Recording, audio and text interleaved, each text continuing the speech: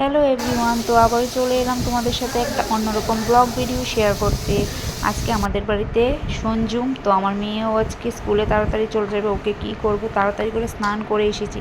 সঞ্জুম করলে তো জানোই কতটা পরিষ্কার পরিচ্ছন্ন সব কিছু করে তারপরে রান্না বসাতে হয়।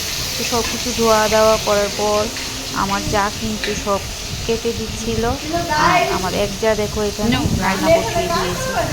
তো এখানে কিন্তু আজকে রান্না হবে পনির পটল আলু দিয়ে ঝোল, ভাজা, ডাল, তারপরে আরও একটা কী জানি রান্না হয়েছে মনে নেই। আর বাইরের ভিউটা দেখো আজকে কতটা সুন্দর আকাশটা, আর যা গরম পড়েছে। আর নেক্সট ডে মানে পরের দিন দেখো এসে পড়েছি স্নান দান সেরে, কেননা বিকালে আবার স্নান করতে হবে। তো এখানে কিন্তু শনি ঠাকুরের পুজো হবে আজকে আমাদের বাড়িতে, তার জন্য ডেকোরেশন করার জন্য বেলুন নিয়ে নেওয়া হয়েছে। আমার ভাসুরের মেয়ে আর আমার মেয়ে মিলে কিন্তু বেলুনগুলিকে ফুলাচ্ছিল। আর শনি ঠাকুর নাকি নীল জিনিসে খুবই প্রিয়, তার জন্য নীল বেলুন দিয়ে আজকে ডেকোরেশনটা করা হবে। আমার হাজব্যান্ড, আমার দেওর আর আমার ভাসুরের মেয়ে তিনজনে মিলে কিন্তু ডেকোরেশনটা করছিল। আর আমার মা দেখো সুজি, ময়দা, তারপর চালের গুঁড়ো এইসব সিন্নি প্রসাদ করার জন্য চালনি দিয়ে চেলে নিচ্ছিল, আর তারা কিন্তু ডেকোরেশন করে নিয়েছে। আর ঠাকুরমশাই এসে গেছে পুজো করার জন্য, আর শনি ঠাকুরও কিন্তু আমাদের বাড়িতে এসে গেছে। আর যা জুড়ে মানে ঝড় শুরু হতে চলেছিল, মানে ডেকোরেশনটাকে দেখো কি করে দিয়েছে। কিন্তু সেই রকমভাবে বৃষ্টি আসেনি, ঠাকুর অল্পতে রক্ষা করে দিয়েছে। না হয়তো এত লোককে নিমন্ত্রণ করেছি, সবাই আসতে পারতো না আমাদের বাড়িতে পুজোয়। তো পুজোটার সময় ভালোভাবেই কেটে গেছে, এত একটা বৃষ্টি হয়নি।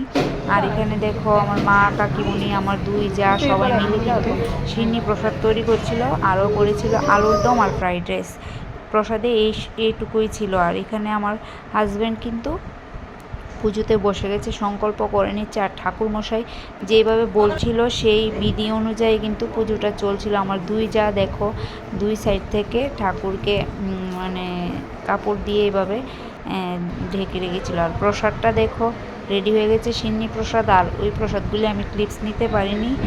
আর এখানে অনেকেই এসে গেছে, আর আমরা কিন্তু উপোস। আর দেখো ওরা ক্যামেরার সামনে আসতেই চাইছিল না। আরও লোক কিন্তু এসেছিল। আমাদের বাড়ির নিজের বাড়ির পুজো, তো এত ক্লিপস নেওয়া সম্ভব হয়নি, কেননা এদিকে ওইদিকে যেতে হয় তার জন্য। আর আমার তো বাড়িতে শাশুড়ি নেই, আমরা দুই যা, আর আমার দেওর, আমার হাজব্যান্ড আর আমার মেয়ে, আমরাই আছি।